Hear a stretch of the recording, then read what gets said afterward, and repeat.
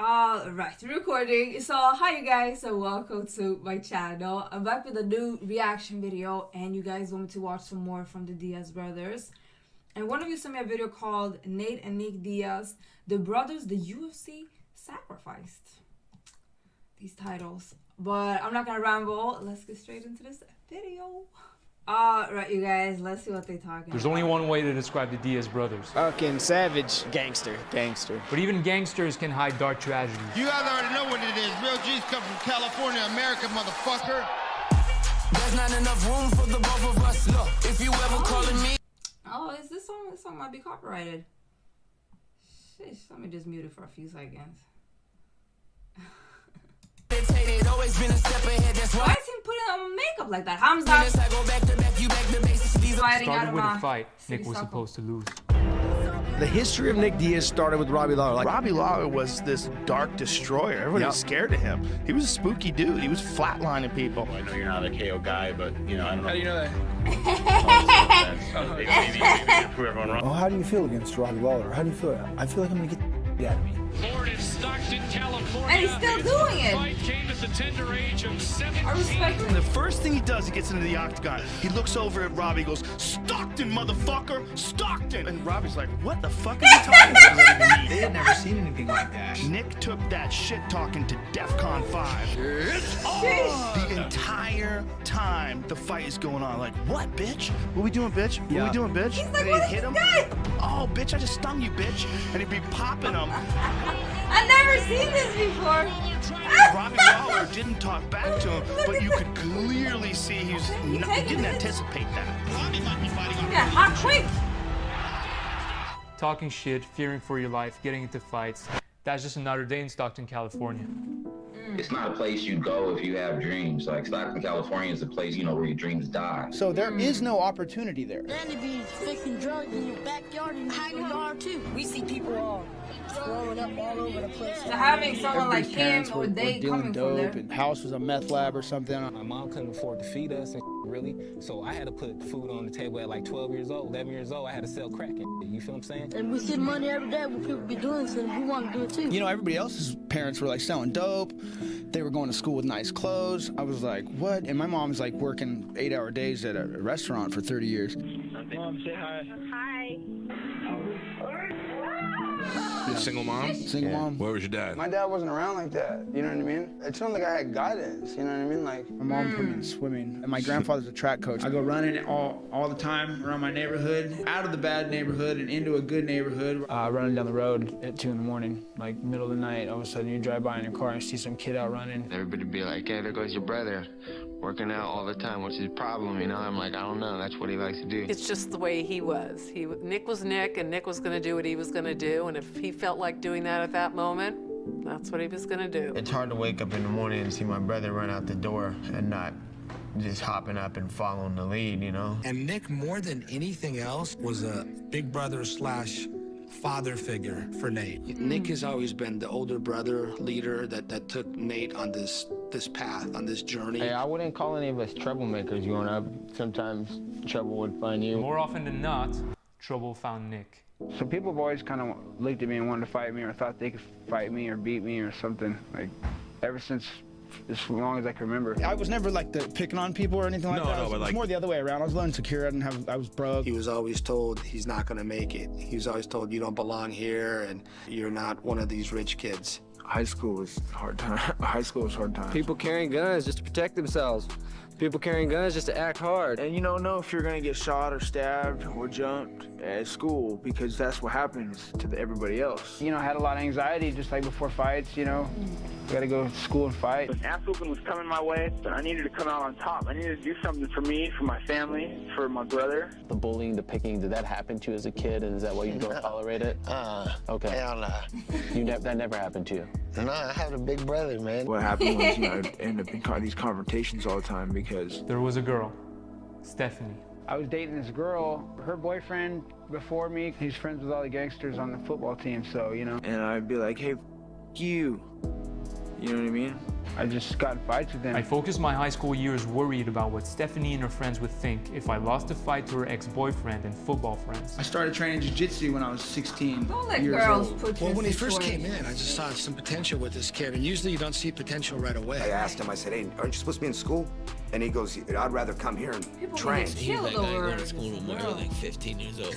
He was in there all day. And then I started having real confidence. It was something that he could do his way. And as Nick tries to stay out of trouble, Nate dives right into it. In high school, I was hanging out with people and probably shouldn't be hanging out with. Gangs were trying to recruit him because he had a reputation of being tough. My brother was getting into gang fights and fights on the street. I got stabbed. Well, he said, Steve, I need to get my brother. My brother's hanging around with the wrong crowd. I don't want my brother getting involved in gangs. Nate jumped in head first to that journey. He said, that's what my brother's doing, and that's what I'm gonna do. We'd go to Blockbuster, and he would rent all the UFCs, and we'd watch them all. He's put me on paths and directions That's that amazing. I didn't even know that it. he was putting me on, you know? It's so Like, important. My fearless leader, man, you know? Before I ever Have had some my good first pro guidance. fight, my Just friend had a anyone. party at his house.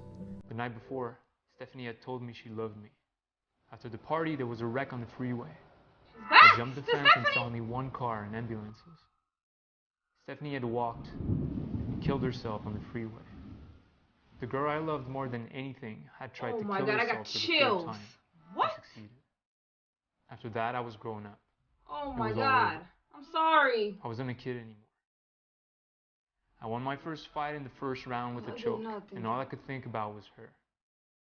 I would run 7 miles and back to her grave just to promise her I would make it as a fighter. Oh wow. Like she knew, and I told me she knew. Was proud of me.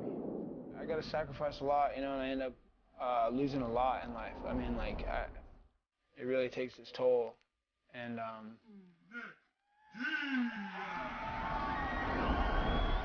I'll never get back what I lost. It felt good to see my brother win a fight. Ready? Let's fight!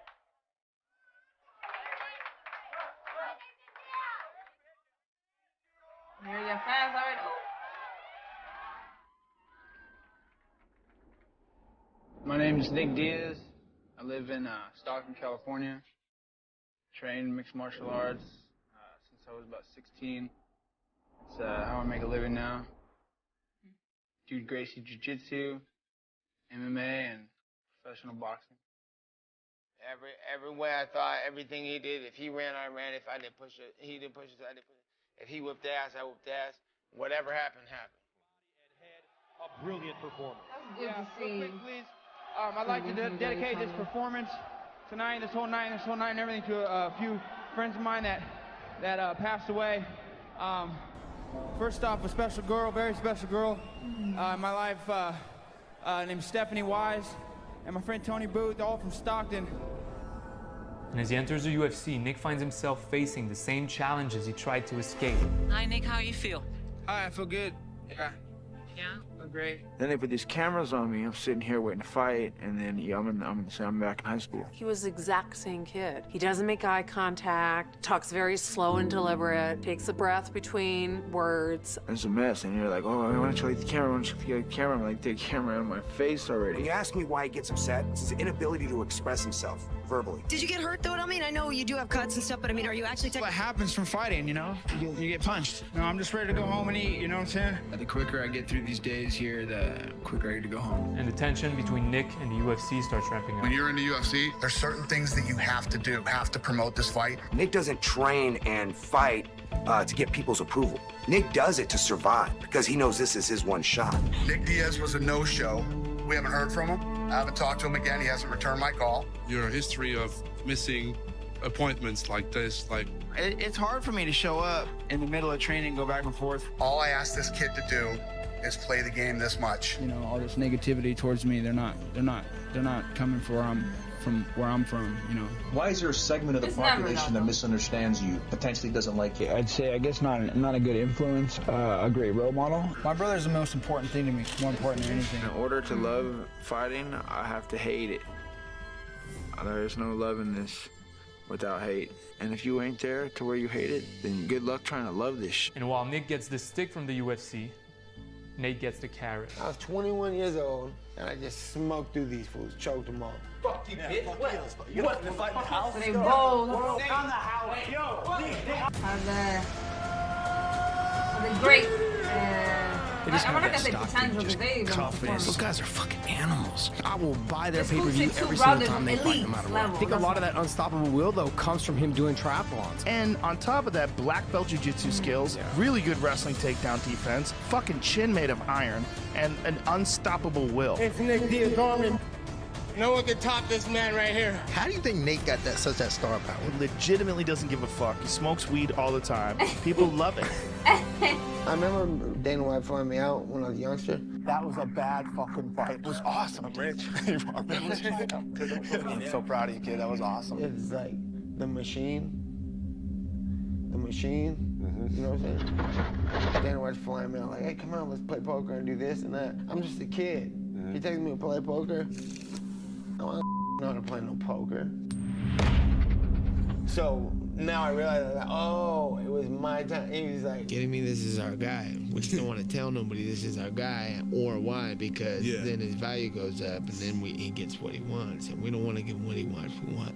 I was too young and I didn't know nothing about none of that. So I had to learn that from experience. Now I know that. I'm like, okay, so I missed that boat. But the machine was already at work on another play.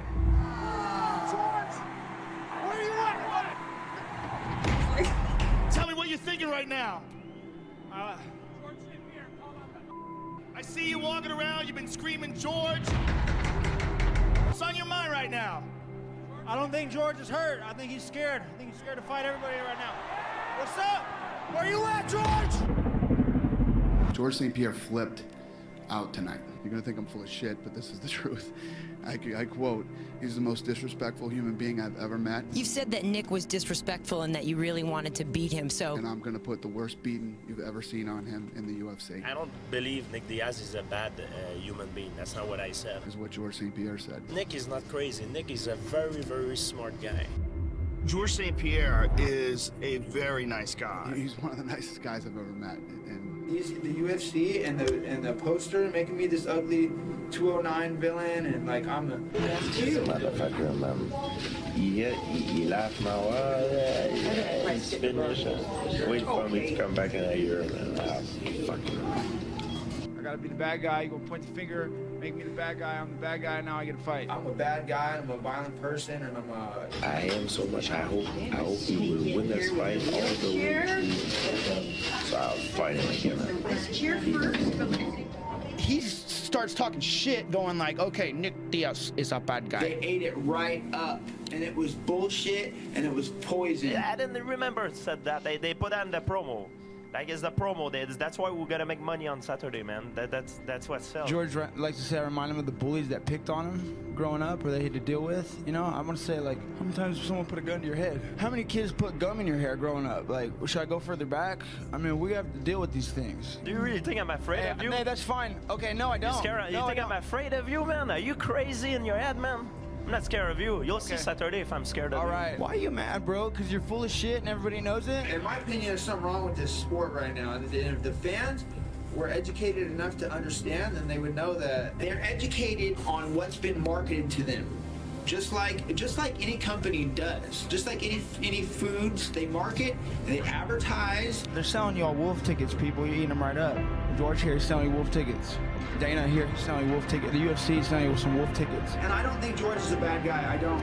I think he's a good guy. I don't think he deserves anything bad. I think he's a nice guy. For the winner, by unanimous decision, the Kenyo, and still the undisputed UFC welterweight champion of the world, George Russ St.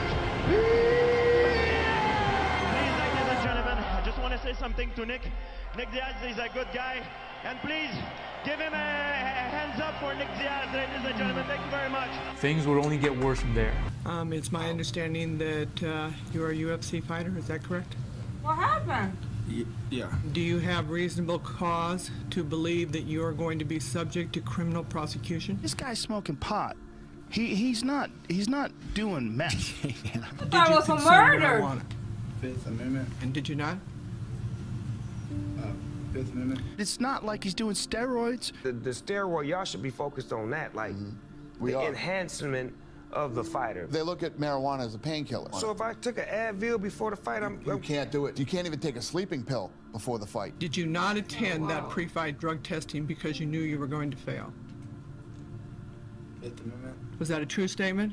Fifth Amendment. Was that a false statement?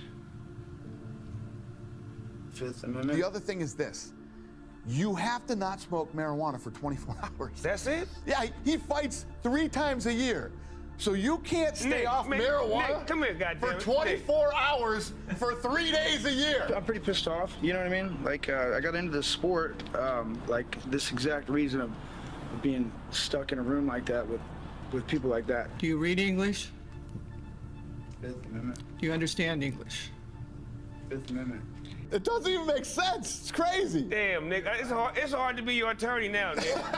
What it all boils down to is Nick Diaz doesn't give a fuck. As he should. The Nevada State Athletic Commission fines Nick for $165K and suspends him for 5 years. He has to sit out for 5 years? My brother's got a fight coming up. My brother's, are you mean to tell me I can't even go and corner my brother? He's going in there to fight for his life.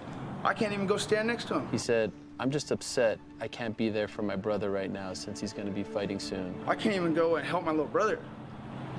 And it's like, you know, I'm like, y'all can get knocked the fuck out. It's my bad he even got into this sport and he gets his face kicked in and they don't even pay him. I got us in this, and if I don't make any money, I don't have any way to get us out. So he felt responsibility for you. Had you ever heard that before? It's all good though. Say, I signed up. I'm the one who came. As long as he's, I just don't like hearing him not happy. Nate doesn't know it yet, but his life's about to change. Fuck that. Conor McGregor, you're taking everything I work for, motherfucker. I'm gonna fight your fucking ass. The main thing to succeed in this game is to either be me or fight me. Everything else is peanuts. I think one of the reasons why Nate Diaz versus Conor McGregor was so big is because people love Nate Diaz too. When everybody's been pumping this dude up, I thought everybody saw what I saw. I'm like, understand this now. is some bullshit. Like, more of the More than your whole suit you had on, you little bum. You broke. I don't give a fuck. I don't give a fuck either. I don't give a fuck either. You little twerp. I could buy and sell you 100 times over. Nate, your thoughts on Conor taking a swing at you? Rich kids shouldn't fight ever. Real people fight. Real fighters fight, not rich kids. I'll gut you like a fish. I'll ride into Conor Stockton coming for and money? take everyone out. Full of snitches in Stockton. He's like a little cholo gangster from the hood. He makes gun signs with the right hand and animal balloons with the left hand. I'm just looking at your little frame. Yeah. And it just reminds me of an injured gazelle. Right. No one knows what gazelle is anyway. It's America. Get it right. I'm going to talk about money because we are the business network. All that I'll take sort of over stuff. from here, Nate. You can bounce. Take a coffee break, Nate. And by coffee break, I mean bring me my coffee. No. They want you to give us a quick count to 10, both of you gentlemen, if you don't mind, just if you wouldn't mind counting to 10. Nate can only count to 5. Oh. Count to 5, Nate, will you, if you can? You put that coffee. Counting, how about And who do you put that coffee? That's the only thing that kind of might have irritated me. It's in real I'm sorry, I froze for a second. But all I want is a thank you, or even a little dance. You're welcome. Dance for me, Nate. Dance for me. And don't look me in the eye when you dance. Your whole thing. Little crackhead SS. You'll do nothing. Shut your fucking mouth, you'll do nothing. You'll do fucking nothing. Not one of you will do nothing. Get the fuck out of here. Fuck you. Pack your bag and baby, let's go. See when I know the West Coast. Hit the beach where we can lay Wait back over here. Let me talk. Let me talk. I was just giggling at his little soft body. Fuck this little bitch. Fuck. Let's see it, ladies and gentlemen. He even touches the mic in his arm.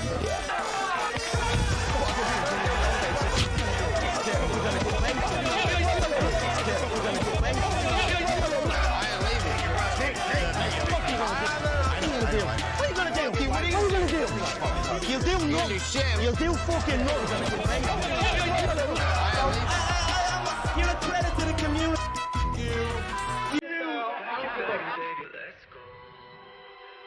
Sheesh, you guys, this was a lot. I'm trying to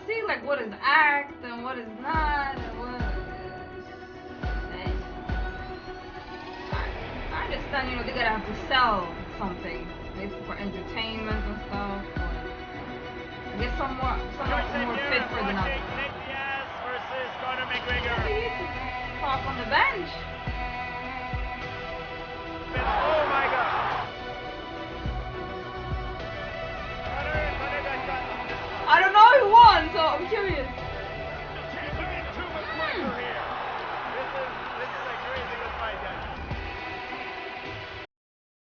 I got goosebumps. Sheesh.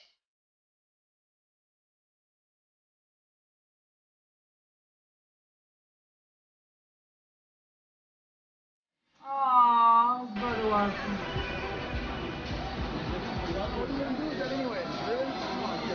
People want to see.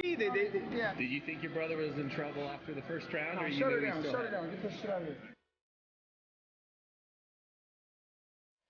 That's so weird that they're standing with cameras. Like, so strange to me. I don't get it either. The whole celebrity culture is so weird to me as well. Strange. People dehumanizing.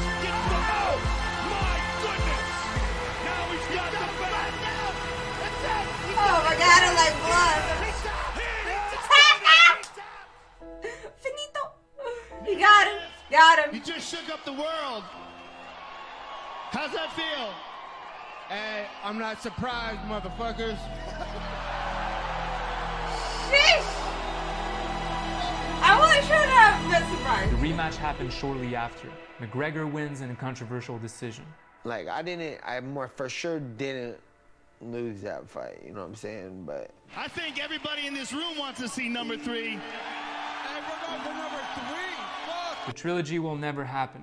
McGregor will go on to fight Floyd Mayweather, while Nate... And now I gotta fight ranked 27 ranked fighters and work my way back up, and he's the double champ. The UFC uses Nate to hype up other contenders. So he loses to Masvidal, and Masvidal goes on to get a title shot.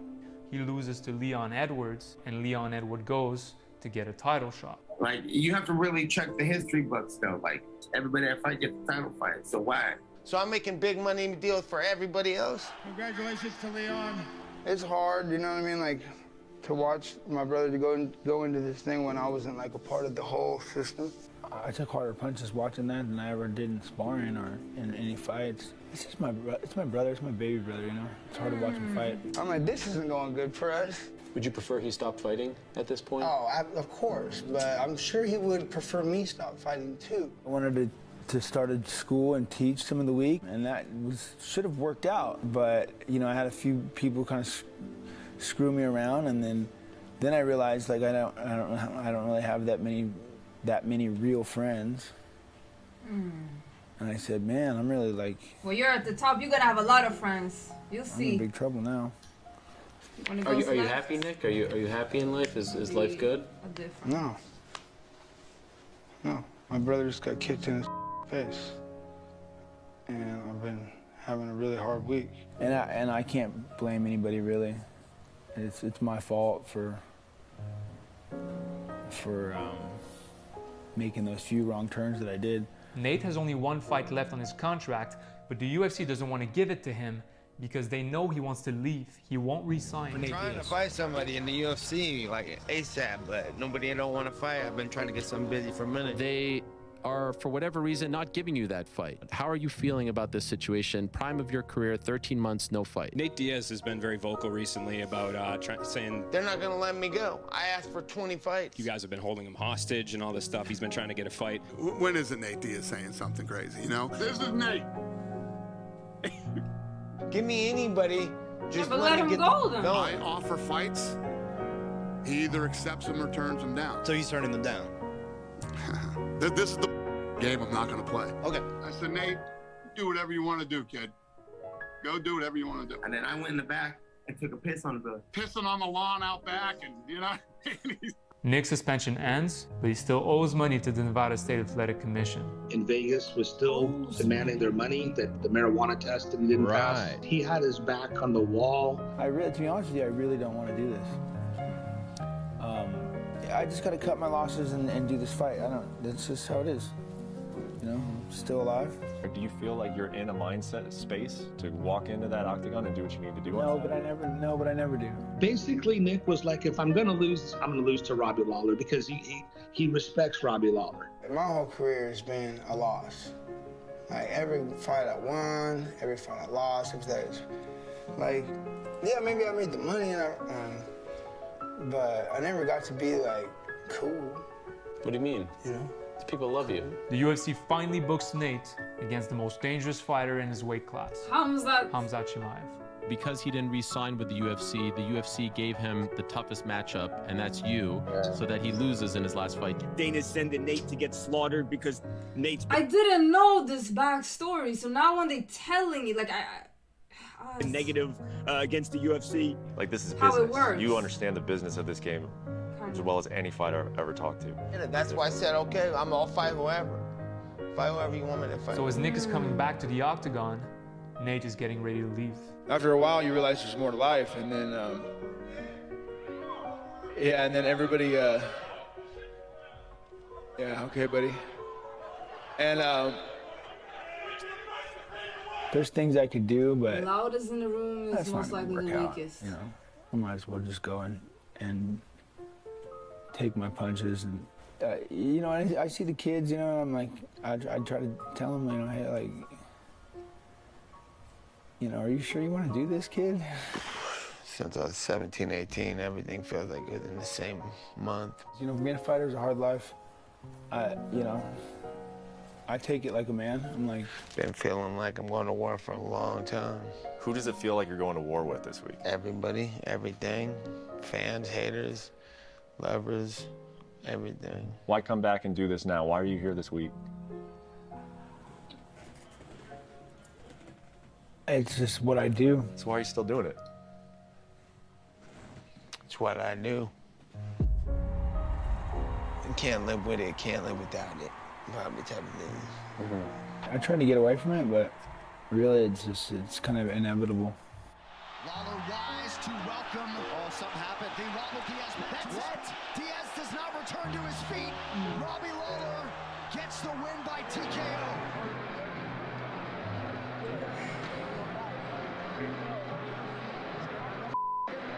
I'm glad to be back.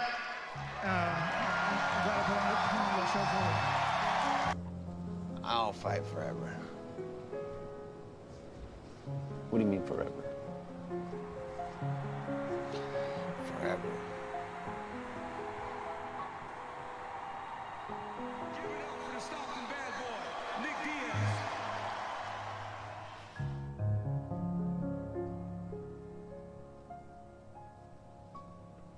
Don't tell me it ends like this. Nick teaches at his school and Nate started his own fight promotion. He said he wanted to teach though. I feel like that was when I saw the last text that he started teaching. I'm happy with that. You could tell that he was over. You know, when you get older, you're not the same person. You shouldn't be. You should grow and want to do something different. And then with all the hierarchy, is that what you call it in English? Like, you could tell that they wanted to keep fighting because, you know, if you find your craft, what you're good at, and you can make some money off of it, you don't want to stop by just when he owes them money and stuff like that. The companies, the corporations, you know that they make so much money off of them. For them to owe them money, it doesn't sit right with me. They shouldn't. But it's a business. I hope that they're doing well today, though. Will we ever see them fighting, though? Probably not the teacher, but who knows? He said that the other brother started a promotion. Let me see. Yeah, Nate started a promotion. That's good. Like, they seem like, it might sound strange when I say good role models, but they're themselves. And I think that a lot of kids need role models that are themselves, that doesn't sugarcoat things or trying to put on an act. They seem genuine, and I think that's what's missing a lot these days. And you can tell that they, kids are like the weakest in our society, and you could see that he had sympathy and empathy and care for kids, like, you know, for them to have some hope. And especially from areas where they're from, you need people like this. And you know, they're going to show the true colors of the industry too. And obviously the industry is not going to like that. Because they want to make their money and all that. It's like a... I could talk about this for a long time, but... I learned some things in this video. Thank you guys for requesting me to check it out. Leave a like, comment, subscribe if you enjoyed. And hopefully I'll see you guys back in another video. Bye.